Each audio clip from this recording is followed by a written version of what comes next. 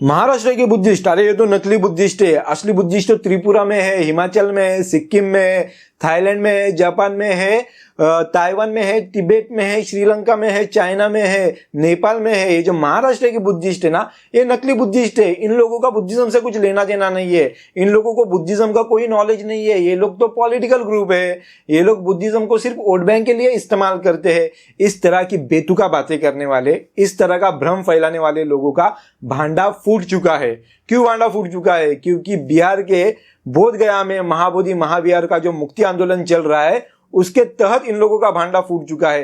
क्योंकि ये लोग क्या करते थे, जो ट्रेडिशनल बुद्धिस्ट है भारत में, उन लोगों को यहाँ के जो अम्बेडकराइट बुद्धिस्ट है, उन लोगों से डिवाइड करने का काम करते थे। और देखिए, ये लोग हमारे ऊपर लांछन लगाते हैं कि हिंदुओं को तोड़ने का ये लोग काम कर रहे हैं, ब्राह्मणों को अलग कर रहे हैं, हिंदुओं को अलग बता रहे हैं। तो भाई वो लोग तो अलग है ही।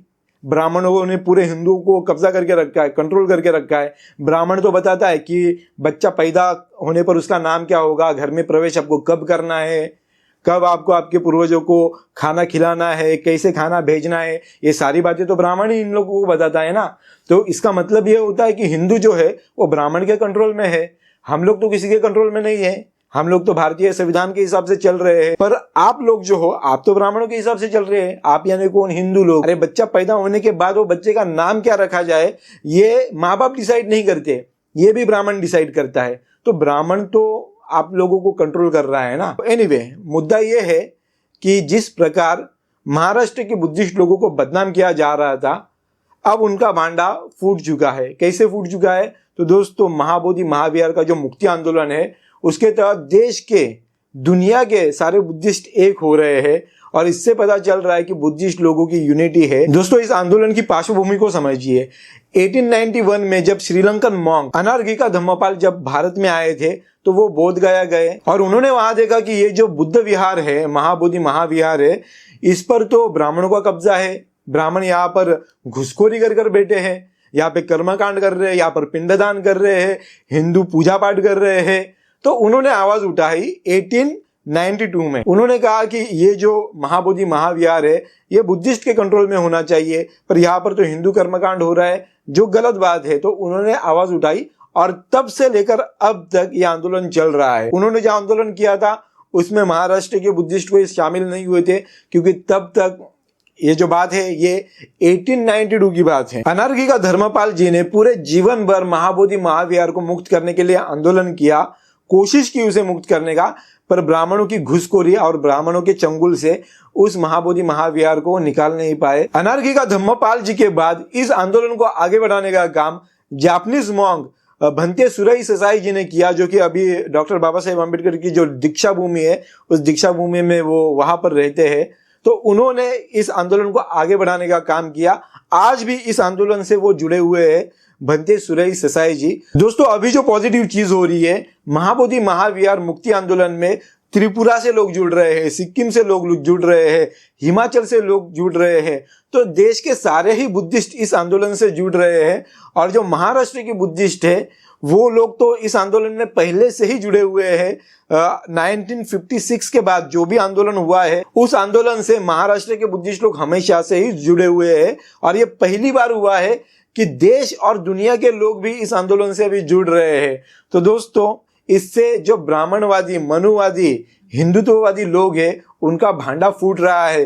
क्योंकि अब वो लोग किसको भ्रमित करें? क्योंकि होता यह था कि आरएसएस और विश्व हिंदू परिषद, हिंदू महासभा के लोग जो है, जब दुनिया में जब बुद्धिस्ट कॉन्फ्रेंस होती थी, तो वो लोग इंडिया से आरएसएस के जो बुद्धिस्ट मॉन्क है, वो लोग भेजते थे बाहर, और बुद्धिज्म को ये लोग रिप्रेजेंट करते थे। और उसमें फिर हिंदुज्म की बातें, राम कृष्ण, ये सारी बातें वो लोग दुनिया में फैलाते थे बुद्धिज्म के नाम पर दोस्तों, अब होने वाला ये है, ये जब भी अभी यहाँ से उनका बुद्धिस्ट मॉन्क भेजेंगे, क्योंकि वो बुद्धिस्ट होता ही नहीं था। जैसे अभी देखिए, बोध गया में जो महाबोधि महाविहार की बीटीएमसी कमेटी है, तो उस कमेटी में जो अभी लोग हैं, हिंदू लोग हैं, हिंदू महंत है। अब वो हिंदू महंत या फिर उस तरह के लोग बुद्धिस्ट कॉन्फ्रेंस को अटेंड करेंगे, तो वो लोग क्या बुद्धिज्म की विचारधारा बताने वाले हैं? बाहर नहीं बताएंगे। तो वो लोग तो बाहर के बुद्धिस्ट लोगों को भी भ्रमित करेंगे और बाहर के बुद्धिस्ट लोगों को लगेगा कि इंडिया से आया है बुद्धिस्ट मॉन्क, और बुद्ध की जो कर्म भूमि रही है वो तो इंडिया रही है, तो ये जो मॉन्क है इंडिया से आया हुआ ये तो सच ही बता रहा होगा, जो बात हमें पता नहीं है। अब देखिए दोस्तों, होने वाला ये है कि बाहर के जो बुद्धिस्ट लोग हैं वो लोग सवाल खड़ा करेंगे कि आप कहाँ से आए हो, किस विचारधारा को मानते हो। तो बुद्धिज्म का विद्रूपीकरण करने का इनका जो भ्रम था ये पूरे दुनिया से अभी मिटने वाला है। भारत से तो मिट ही चुका है पर पूरे दुनिया से मिटने वाला है। और दोस्तों देखिए, इंडियन गवर्नमेंट, बिहार गवर्नमेंट, उनको पता है कि बुद्धिस्ट प्लेस जो है वो बुद्धिस्ट के अंडर में होना चाहिए, महाबोधि महाविहार ये बुद्धिस्ट के अंडर में होना चाहिए। यहाँ पर हिंदुओं का ब्राह्मणों का क्या काम, यहाँ पर कर्मकांड क्यों हो रहा है, यहाँ पर पिंडदान क्यों हो रहा है, करना है तो जाओ ना, अयोध्या में करो, काशी में करो, यहाँ करने की क्या जरूरत है, ये तो बुद्धिस्ट का प्लेस है। तो ये जो सारी बातें हैं ये सारी बातें अभी इंटरनेशनल लेवल पर लोगों को पता चल रही है। दुनिया भर के जो बुद्धिस्ट है वो लोग देख रहे हैं बिहार गवर्नमेंट का रवैया बुद्धिस्ट के प्रति, इंडियन गवर्नमेंट का रवैया बुद्धिस्ट के प्रति। और आरएसएस वो एक सपने में था कि 2025 तक उनको ये जो भारत देश है वो हिंदूमय बनाना था, हिंदू राष्ट्र बनाना था, पर 2025 में तो बुद्ध की बात चल रही है।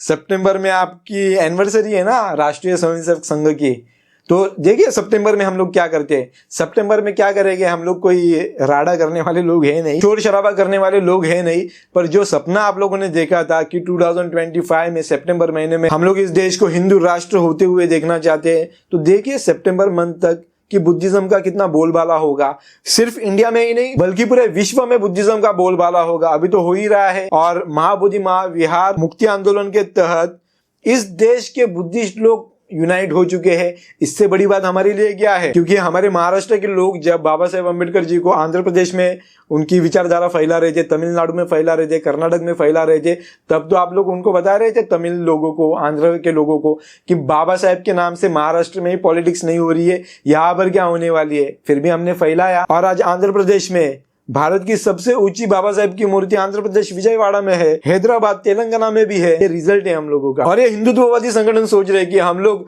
दुनिया भर में हिंदुत्ववादी राम कृष्ण के मंदिर बांधेंगे। अरे बांधो, आप लोगों के पास करोड़ों अरबों रुपए है, आप लोग बांध पाओगे, पर वो बांधने के बाद जो उस देश के लोग हैं वो कितने प्रभावित होते हैं ये भी तो, इसका भी तो डेटा दो। क्योंकि देखिए हिंदुओं के मंदिर में सिर्फ हिंदू जाते हैं, बाहर के लोग कहाँ जा रहे हैं, कहा बाहर की जो पॉपुलेशन है वो हिंदुज्म में कन्वर्ट होते हुए दिख रही है। भारत से जो हिंदू संस्कृति वहां पर लेके जा रहे हैं वो लोग परेशान होने वाले हैं भविष्य में, कि यहाँ पे हमारी जो नदियां है ये लोग गणपति डुबा रहे हैं, नदी खराब कर रहे हैं, दिवाली के दिन इतने सारे पटाखे फोड़ रहे हैं। जब बाहर पोल्यूशन होगा तो वो लोग भी आवाज उठाएंगे, उन लोग के देश के, जिस भी देश के, अमेरिका हो, फिर जापान हो या फिर ब्रिटेन हो, वो लोग भी आवाज उठाएंगे कि ये जो हिंदू लोग हैं ये तो हमारे देश को खराब कर रहे हैं, ये तो पोल्यूशन बढ़ा रहे हैं, नॉइज पोल्यूशन बढ़ा रहे हैं, एयर पोल्यूशन बढ़ा रहे हैं। तो क्वेश्चन तो उठेगा।